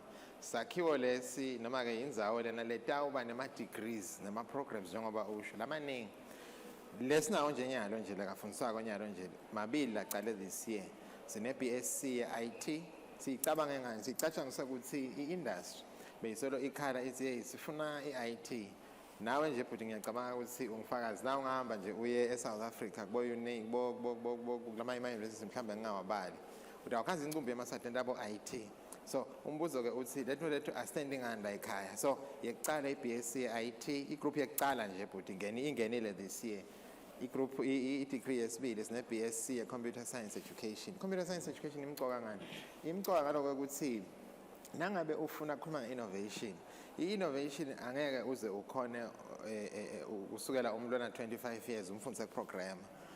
Umuntu lokucala ukuprogramana 8 years noma 7 years uyamehlula vele umuntu lona loqalana 20 something years, which was always the case. So le degree lena sifuna ukuthi le computer science iqale le etikolweni labantwana baqale ukuprograma babancane bakufundzela ukuprograma babancane ngoba that is what we've identified ukuthi emave lathuthukile asishiya ngaloko bantwana basi bawafika ka form 1 form 2 form 3 form 4 form 5 sebantantwe letinkulu na ungabuka nje lama companies lesinawo yala mhlabeni bo Microsoft bo bani aqalwa abantu khani lo muntu akacedzanga nje nase university but bekavela ngathi lokudevelop ama applications lakathi so that is what we are trying to do in university lenye ke bhuti yesithathu sinyalo sifuna introduce i-BSc yesithathu i-BSc Information Science ne-BSc Health Informatics so sizama lokuthi ngalama degrees lawo yegcina i-Health Informatics Health informatics. So yona nje icombine bo biology, icombine bo health science, icombine nabo IT ne computer science. So a combination ya totonke le sonyalo usebenzisa tekuchumana usebenzisa ICT, usebenzisa IT, usebenzisa computer science. Kude kuphila noma ke empilweni yemuntu noma ke mhlambe etintwende ti biological. So ilamanye amave bayibita ngabo bioinformatics. So that is what we are trying to do. So ngile BSc Computer Science Education, BSc IT, BSc Health Informatics, BSc Information Science. Sifuna ke bhuti qina sifika lapho khona sesifaka nama masters kulama fields lawo. Sifake even nama PhDs kulama fields lawo. Inkosatana ithema yethula inkulumo yayo lapha yaveta info lenye ikhanzana nami ibaluleke kakhulu lokuthi asesibe ne database yokuthi lwati lolukhona noma ama skills lakhona eSwatini angakanani etinhlangothini letahlukahlukene ngingabekisa nje kunathi lokucetha kutethula lokuthi sitaba nabo labo bantu labo mase ba portfolio kumbe la nyuvesi kodwa umbuto kungaba ngilokuthi sinabo labantu ikhona yini market noma industry letawukhona kuba absorber labo bantu labo kungaba ngilekhona la ekhaya noma kumbe kungaba ngilabo labathi mabafuna ukutshala imali la ekhaya eSwatini bakhanze ukuthi sinawo lama skills noma sinayo le talents noma le pool kulolo hlangothi lolo nitsemani tibuka leti lama programs lokhuluma ngawo nakhanza ukuthi vele sikhona lesidingo domestically or even to attract international investors. Ngiyabonga bhuti ngiyayithanda le mibuto yakho. Na ungabuka bhuti ubuke i-RSTP. I-RSTP ihlukene kabili kune-Innovation Park ne-Biotechnology Park. I-RSTP lekuletha kaMaswatini ne-University yakangwane lekwenda konyana lekhuthatako ebantwini eMaswatini especially abantu abasha ukuthi abantshintshe ekubeni ngama-job seekers abantshintshe ekubeni bantu labayofuna kucashwa ababe bantu labatawa create nama-opportunities bajike bona babe bacasha. So that is exactly what Innovation Park is doing. Innovation Park it's eMaswatini water sikufukamele sikufundzise kwenda umsebenzi sikufundzise ukuthi ngale skill lonaso ugcine ungusomabhizinisi. So thina nyalo sesiyasuka nyalo kusaneni bantwana sifuna sibahambe bosebenza kukahle nabahamba bosebenza but nyalo over and above that what we want nalesikufuna kakhulu ukuthi eMaswati akasuke ahambe ayo create tinkampani letawucasha abangani babo nabo labangani babo bafundzela ama skills namaqhaza afundzela ama skills bagcina nabo baqala letinye tinkampani. So that is the culture lesifuna kuyipromote kulabantu labasha ngoba live la kangwane nali yak 2022 lifuna ukuthi liye 2022 ngeke ukuthi majority yalabantu labasha banetinkampani noma ke mhlambe bantu abangama innovators hayi ama job seekers. Kuyevakala Dr. Methula ukuveta indzaba la ukuthi kunama programs lena wa introduce lamabili asavela aqhubeka nalamanye kumbe lataqhubeka ezikhamba isikhathi lokuyinfo lenhle leyo kodwa umbuto usukela kunaku lokuvetile lokuthi uyawufika la nyuvesi lo mfundzi ngiyabekisa kumbe sekana 17 18 sibacala njani kumbe kule level okhulume ngayo yabo 8 years old ithini le plan in collaboration with ama stakeholders kuyifaka e-primary school kuze ukuthi i-achieve nakulo khulume ngako ukuthi akangachamuki iphela sekathi e-UNESWA ngilofunza information and what Yes. In fact, lesikwendako na buti nasi introduce program lensha. Siyaye siwabite lama stakeholders, sibite hulumende, sibite tinkampani, sibite bonke babe khona. So nyalo nje lokule degree sesiyifakile, sasiku-process kenyalo. Ukuthi Ministry of Education ukushito na Professor Thwala nakakhuluma ukuthi sigcine sifike lapho khona le computer science igcine ifundiswa etikole nyalo nje sikule process leyo ukuthi sigcine sisetikweni letemfundo It is part of the program. Yes, it is part of the program ngoba le plan le is not to teach umntwana i-ICT ukuthi now type Microsoft Word type kanje asikhulumi ngalo sikhuluma sinelana kenyalo ngokuthi lo mntwana umfundise program ngoba ku program nekumfundisa umntwana ku type nekufundisa umntwana ku type i-assignment yakhe ku computer funa sigcine sengizile kulesigaba leso singakukhulumi nekukhuluma lo nakafika umntwana e-university ufika umntwana e-university so unengcondo yekuthi mina I'm now a young innovator ngifuna kwenda lokho nalokho ngathi ngifika umntwana ka first year day 1 ka first year ngicela ngicala ngimcade ukuthi bhuti noma sisi computer uchafatala no asifuni kufika sifuna nakafika lo mntwana la uyakwathi ukutype lele bahlale babafundi lele bahlale bakufundza but over and above that lo mntwana so ufika lana so ufuna kufunza lamanye ama programming languages lebe ngakawatholi e-high school sichubeke khona lapho asikho chotho dokotela indzaba esiyixoxako bayabhala abafundi ifundo tabo taka form 5 bayacetha kulomnyaka baya research nje nyalo bayabuka lokuthi ngafunza kuphi boPitoli ngafunza kuphi overseas kunema programs lo wabalini lo thide bekangekho itolo bafunzi bahamba bawafunza eNingizimu Afrika sakakhona la ekhaya eSwatini bengacela ukuthi waphinze nokuthi ingabe dabatini lentendako lokuthi labafundi sale baba aware ukuthi bekungekho lokitolo ningasacabangi noma kumbe ningasahambeli khashana nenyuvesi ngoba sekukhona la eJordani ekhaya imali yahulumende ngatophumela ngaphandle isebenze khona la ekhaya ngicela nje ukuphinza lokho esinikethe sithombe bafundi nabatali ukuthi inyuvesi kuleli hlangothi lesikhuluma ngalo talo bo ICT naku lo sekukhona akusathini bazahamba ekhashana ngiyabonga kakhulu futhi ema programs ngicala ngawo bese sengiyala kuthene nisendani kenyalo lokuba lokufika le kubo ama programs iBSc ye IT BSc Computer Science Education siyathemba ukuthi ngalesikhathi lesilomnyaka lodako sidabe sine BSc Information Science siyathemba futhi ukuthi nangabe konke kusihambele kahle next year ngalesikhathi lesidabe sine BSc Health Informatics so mina ngabacela bafundi especially laba abacetha form 5 ukuthi abangabukhashana abethe university yakangwane batewenda lama programs lawo phela bathi afike bakuthole mhlambe lela abangasona bakhona bathi afike bakuthole nala buhle baloko futhi lokho ukuthi la kangwane bathi abane bangani bantu abejwayele nangabe nje ngiyabekisa njengami nje bofunza emhlada wafunza emhladane utawusukana abantu bofunzana bemhladane kude any culture shock lot aba exposed kuyusuka nje speak nangabe ufana nami ukhulele speak ufika la na ufika la utawuhanza incumbi yabantu labanye labasuka le njengawo ngibiyeke umbutho wakho wesibili ukuthi sendane sicale luhlelo an outreach program the outreach program yethu lena what we do is that we visit the schools sike sanje kuBoswazi National sayakuboSigombeni sayakubozitha saya na kuletinye tikolo lezama kubona lapha sizama ukuthi sithi kulabantwana i-University yakangwane naku le offerishako as far as ICT is concerned ngoba njengoba usho kahle but lama programs abekangekho before so indlela yethu leyo yekuthi sifike emntwaneni longahlali mhlawumbe around kwaluseni noma ke mhlawumbe longathi uspendeka neuniversity lokunye futhi futhi nje kwesibili ukuthi le ICT Fair le siyendele kona lokho ukuthi umhlaba wakangwane ubone ukuthi iuniversity RSTP wendani and in this particular case abone umfundi lofunza form 5 ukuthi ka computer science emvasi yini lengayithola yile nto akufuthi lokusho ngalamafishane umema abafundi ukuthi bangeta kusasa la njengoba lomsebenzi uqhubeka kakhulu futhi ngiyabamema vele mina ukuthi abede ngoba kune programming contest kune-innovation contest, kune-gaming contest, kune-entertainment, kunama-exhibitions. So abantu abatotibonela ngoba kumnanzi ukuthi into uthi nawucoca ngayo noma uva abantu bacoca ngayo nayo wathi usicha ngangikhona nami ngatibonela naku live lake salikhona khona naku la sifuna live lake sigcine lifike khona ngoba liqinisa lithi le live noma ngabe yini, it always belongs to the young people.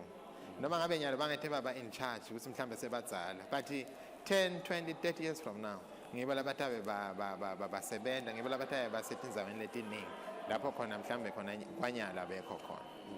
Kodwa nje sesigoqoda dokotela liqiniso ukuthi siyafuna ukuliqinisa lo hlangothi lo information and technology kakhulukazi nangekufaka ama-programs ngesigabeni esiphakeme semfundo, kepha lokho ngeke sesikwenze in isolation nemfundo yona lena lephasi.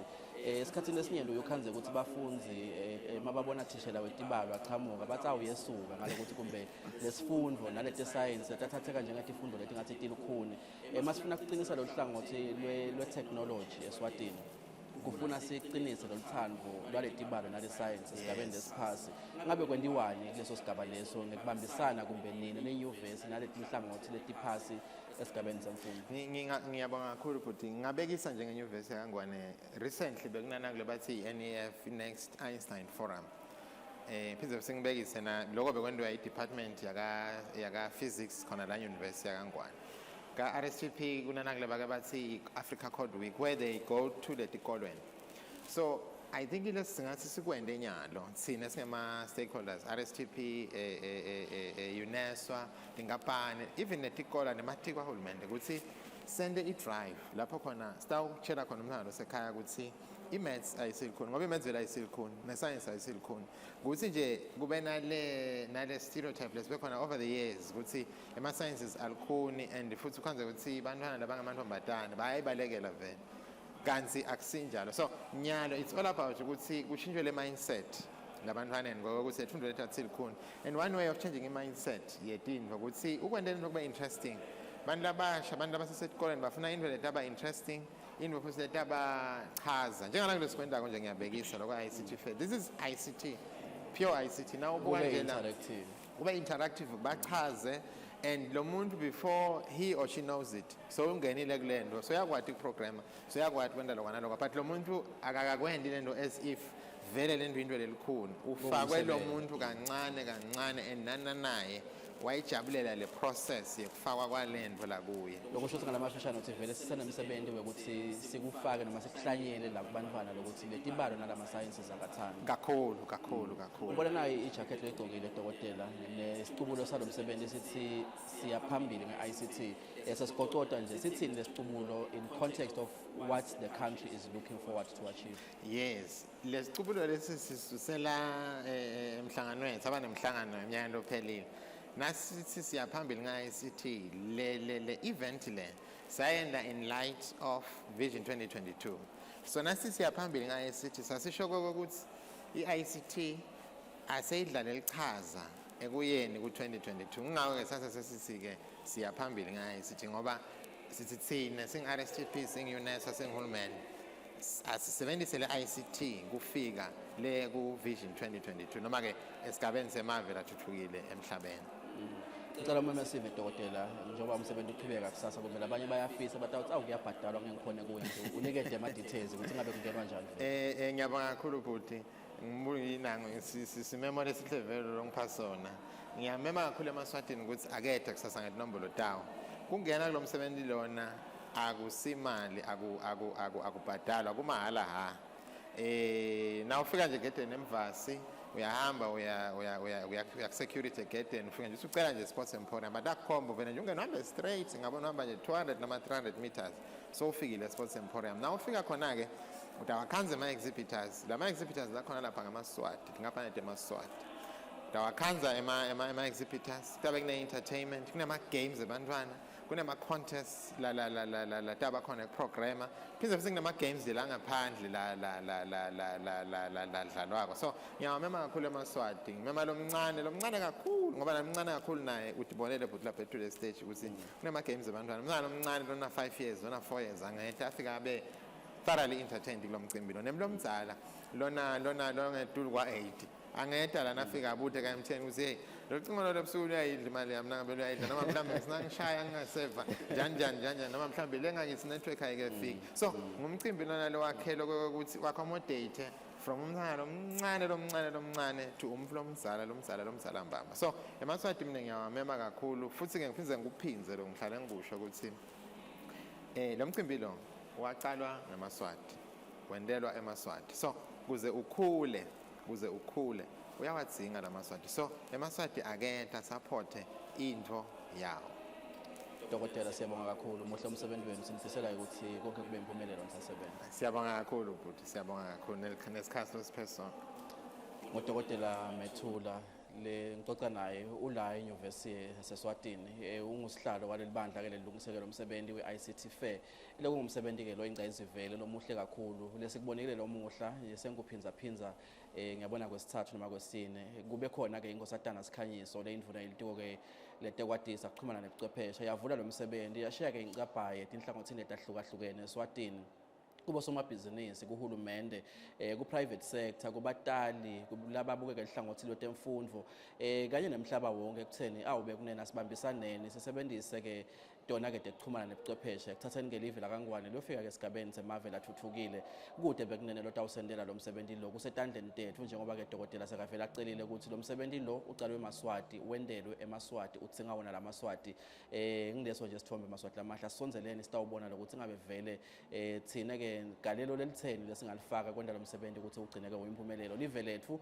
siyawuthi sibuka emuva kanye langa uthi nami ngayidlala inzima lethite ekwendeni laseSwatini ukuthi libe ngiloku kuhle leselingilo namuhla siyawugwinya ke mathe benkosi lenhle noma siyawukhulumisana nebaka MTN leba ingcenye lo msebenzi siyathi ke ukuthi awu tinfeni letinyenti vele tebuchwephesha engathi tinenge kakhulu lapha ka MTN nakhona sitabeke sibona sive ukuthi bona bathini ingcenye yabo lebayidlalako kulo msebenzi lona ngulehamba ifike kuphi.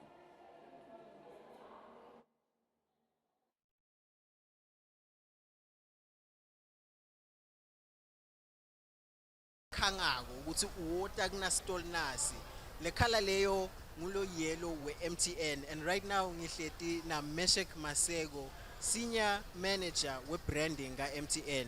Hello Meshek. Hi Gujan mfowethu. Ngiyaphila.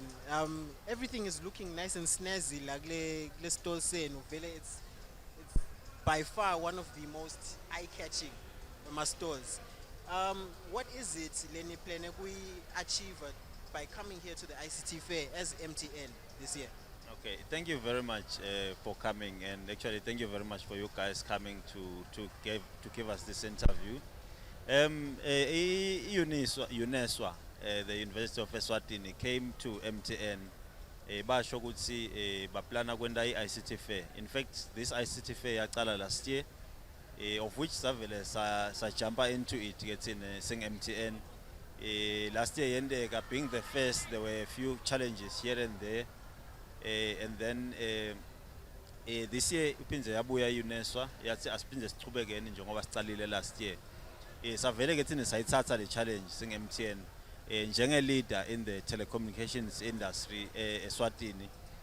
Vele emaswati lamanengi adependa kithi ukuthi sibaxhumanise nemhlaba wonke. Siteke asite sito showcase ema products ethu nokuto showcase ukuthi yini into longadenda ku telecommunications yini into longadenda nge-ICT of which sine vele sihamba embili nge-ICT level lakangwane siteke ukukhombisa emaswati nabo bonke nema students la university ukuthi asonzele sitowakhombisa sisenda yini la ngayikwenda to open the doors to the world through ICT. All right, so in terms of utshengisa emaswati what they can do with technology, what is it specifically that you brought to your stall this year? Ngibona la mva kwami kune PlayStation, mina ke ngumuntu we gaming, ngijabula kakhulu mangibona iPlaystation. Ngibona nema items enwaphethe ngala kule stall senu. What is it that you guys have brought today? Thank you so much. You know, bantu labanengi bathi ukuthi i-data yakungena ku Facebook, yakungena ku Twitter, kuma social networks and all that. Ka MTN getsine i-data sizama ukukhombisa emaswati ukuthi the opportunities or the things that you can do using i-data is limitless. You can own the world using i-data. You can do gaming njengoba usho ukuthi lamva kwakho nje ubona i-PlayStation. We are coming to demonstrate the kind of games that you can play online. Actually, you can play with someone who's in the US, sitting here at the ICT Fair, using data yaga MTN. We also showing your IVR, those things. Data. Actually, at MTN we have a business wing, which we call MTN Business. Our MTN Business wing ifocasa kuma business kakhulu.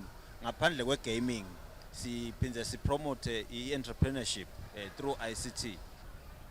Okay, so ngiyakuva ukhuluma about how ICT can be used to bring everyone together. Like, we don't only have to do business locally anymore. We don't only have to play games with people we can see face to face. What is it exactly that MTN plans to bring to the ICT sector in the next maybe 5 to 10 years? The advancements you see coming in the near future, what can you say about that? Thank you so much for that question. You remember, 3 years ago, we launched our 4G network. 4G basically is a data network that was meant to improve the speeds, the data speeds. Because as when I business, as you try to log in to the different pages and try to access different information, you need to do that in the speed of light. So our 4G was meant to improve the speeds. So 4G wethu usebenza kahle kakhulu currently. Njengoba ngisho sesina 3 years 4G, we are continuing to advance negotiate si enlarge coverage yethu ku 4G countrywide. So that is meant to improve the speeds network yethu on the data space on 4G to continue to enable my customer yethu noma emaswati ukuthi akhona access information at the speed of light. Ukhulumile ke ukuthi in the next 4 to 5 years long term what are we looking at? I think you are aware ukuthi the world has moved from 4G. We're now in 5G. I think so qaliwe nje pilotwa in South Africa 5G. Sing MTN Eswatini Getsine, we were among the first to launch 4G. So once 5G gets piloted fully, we'll jump onto that wave again, and in 5 years we will have obviously advanced to 5G. That will actually promote or actually offer more speeds, high speeds on the internet for our customers to download, upload, and access the internet at the speed of light. I think more than just data. I think you will be aware, we also do mobile money. Mobile money is also another one of our biggest services actually in the country. That has actually made life so simple in the country. We have made banking for everyone. I think the banking industry was only for a selected few a few years ago. But nyalo, anyone and everyone, as long as on a cell phone, can have access to circulating money. And as the money circulator with everyone in the country, we call that financial inclusion. So as ikula financial inclusion in the country, it means it becomes easy. The ecosystem yamali grows. Then it becomes easy to trade within the country, outside of the country, and actually the movement of money becomes easy. So when the movement of money becomes easy, it becomes very easy to distribute the economy. So when the economy is easily distributed, so on the mobile money space again, we continue to add more services that we offer. Actually, the amount of services that we offer it's a lot of services. I think I can count up to 20 services right now that we offer, from your insurance, sending money. And now we've recently launched our Momo Pay, where you just tap and pay at the Tolo to easily pay for your groceries. We just continue to make our customers' lives a whole lot brighter with a lot of the services that we provide as MTN. Okay, so Mr. Masego, nguva ukulma about financial inclusion. So what do you as MTN have to say about not only making these services faster and better, like making 4G, 5G, what can you say about also bringing these services down to the layman, everyone being included in your innovation? Siyabonga kakhulu Shongwe. That's a very important question. I think now ungakumbula kahle over the last 10 years we've been bringing down MR prices both from a voice perspective and data perspective. I think this year and last year alone we've done a massive price reduction. I think the most recent one when I listened in September where we reduced my data tariffs by 35%.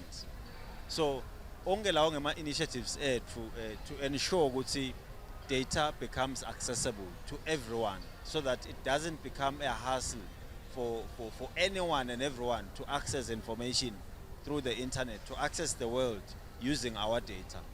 So we continue to innovate, we continue to offer and come up with products, data products that make data more accessible. We go to the extent of making data almost zero at night using our night bundles, where in the night where the network is free, then we give you data for almost nothing.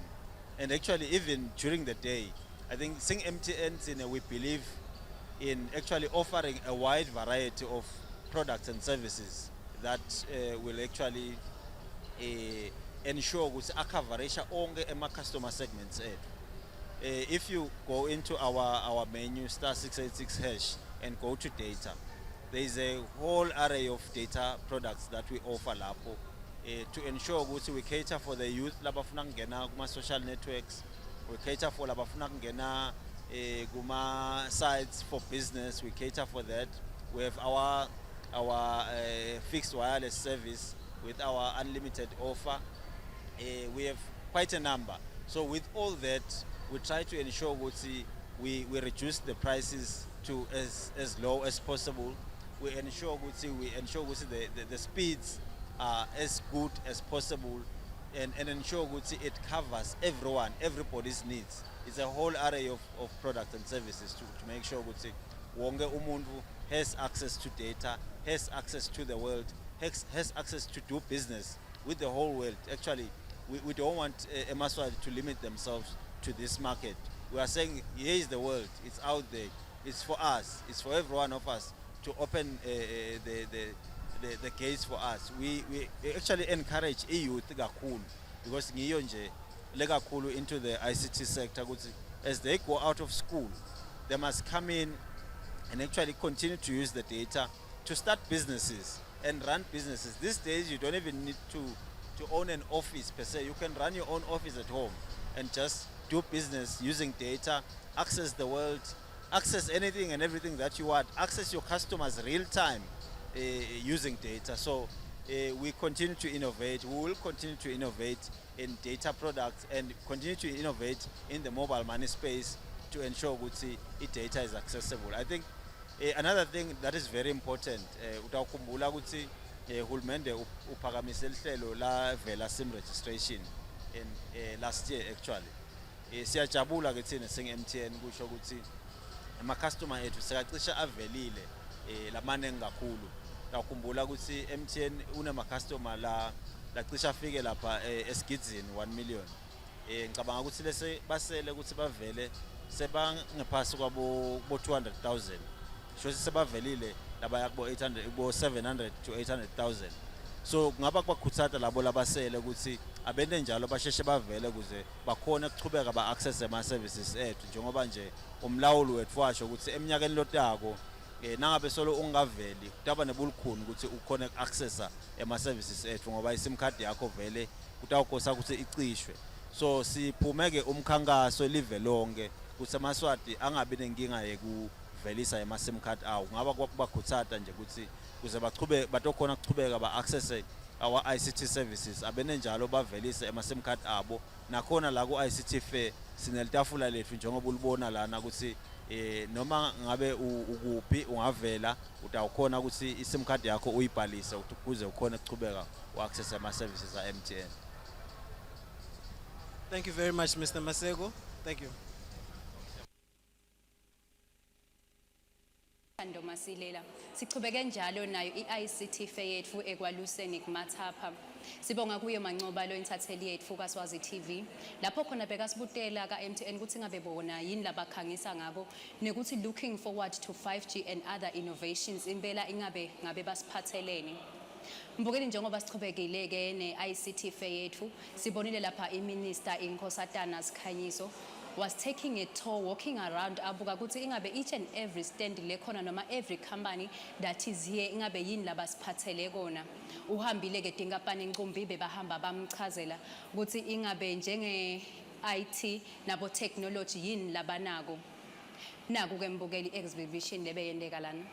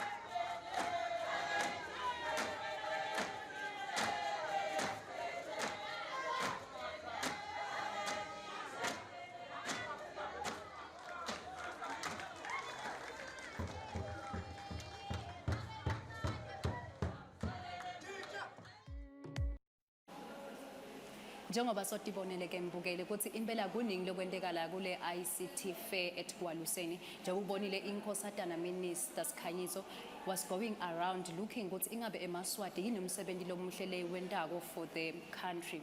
Nyalo ke mbukeli sitawubona lapho khona one of our journalists visited one of the gaming stall whereby kubuka iyouth ukuthi inelisasasa lelinganani when it comes to technology. Asesibone ke mbukeli ukuthi ingabe insathele yethu isiphatheleni.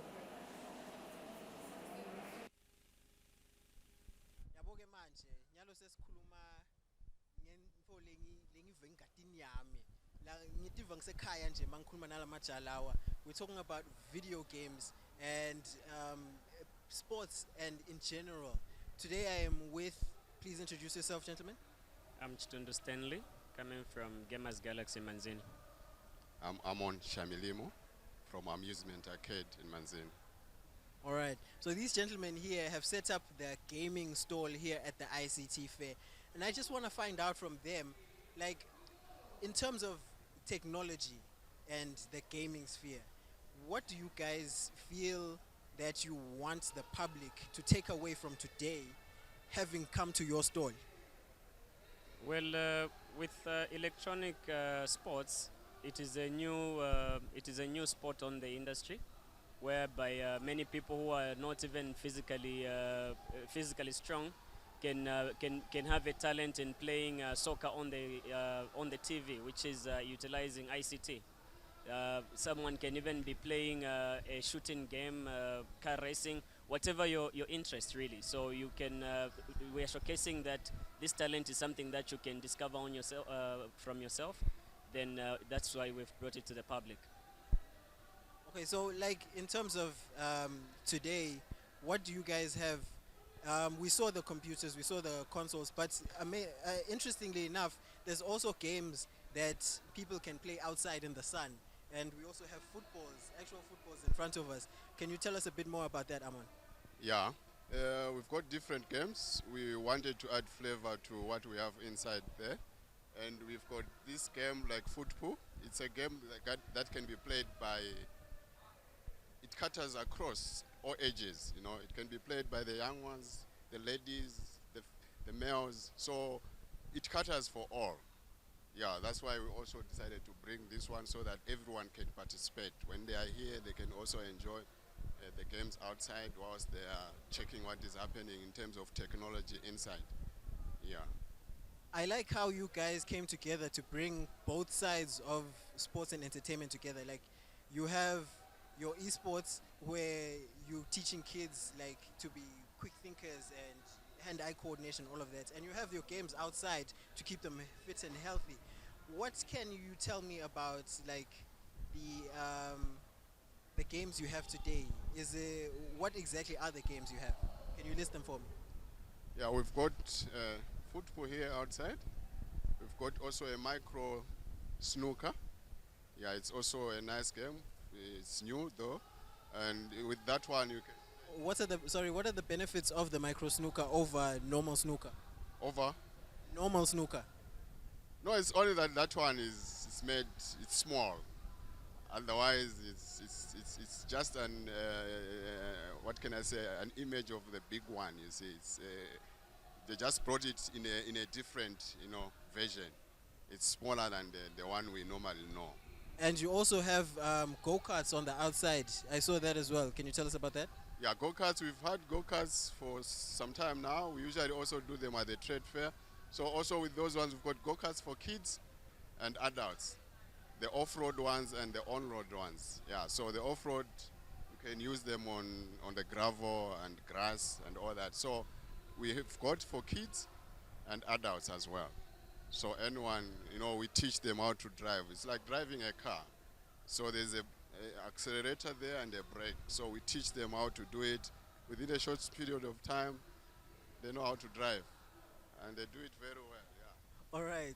So speaking of ICT, we have to talk about technology, the technological side of the gaming. What can you tell us, Stanley, about if someone doesn't know anything about consoles, if they don't know anything about computers, how can you sum it all up? If someone does not know about consoles, what I can say is that just like the way you use your PC, your laptop, right? Your laptop, you're able to access emails and use it for other things like preparing your documents, PowerPoints and all that. You can use a machine called a console, which is either a PlayStation or Xbox or Nintendo. That can also allow you to connect to the internet by you browsing the internet or you connecting to play with other people worldwide. So with the growth of esports nowadays, if you have got a very good internet connection, which is fast of a certain NAT type, conducive for gaming, you could utilize that gaming console to play with anyone. There are competitions out there online. Also, you can join leagues. You can even be exposed to the FIFA Interactive World Cups, and in the next 2 years, they will be launching out esports onto Olympics. So just like the way we watch people running, we'll be watching people playing video games at the Olympics. Like you say, Stanley, there's a growing market out there for esports, and the prize monies for these competitions, they're getting bigger and bigger and bigger. But I'm a gamer myself. I know that there are challenges we have in Eswatini in terms of playing with other players online. Our internet isn't as great as other countries. So what would your your hopes be for the internet infrastructure of the country in the next 5 years or so? Well, there's a lot of hopes showing whereby now we have started talking about fiber connections and with speeds going as far as 15 megabytes. With such infrastructure, there's really a lot of hope. That's why we keep pushing for the gaming to say one day they'll give us that kind of an internet connection that will allow us to play with anyone in the world without a glitch. Yeah. Okay, that's a great hope for us all, hey? I also want to ask, what is it that you want the public who come to your stores and your games at the ICT Fair, what do you want them to take away from the whole time they spend here? No, our main aim is actually to keep the young ones and the old ones busy, and especially the young ones. These games, it will help them to get away from other stuff that is not good for them, like drug abuse and smoking and all those things. So we are trying to cater for those. When they are doing this, they keep themselves busy. They forget about what other things, the bad things we say. That's why we are trying also to come up with other games so that we keep the young ones busy. That's our main aim, actually, so that they are not, they don't think of other bad things, they say. That's the main reason why we are trying to come up with different games. Yeah. All right, thank you very much. I understand you guys will also be having your own esports tournaments here, and we're wishing you all the best with that, hoping we'll be able to see a bit of that action as well. Thank you. Thank you very much, guys.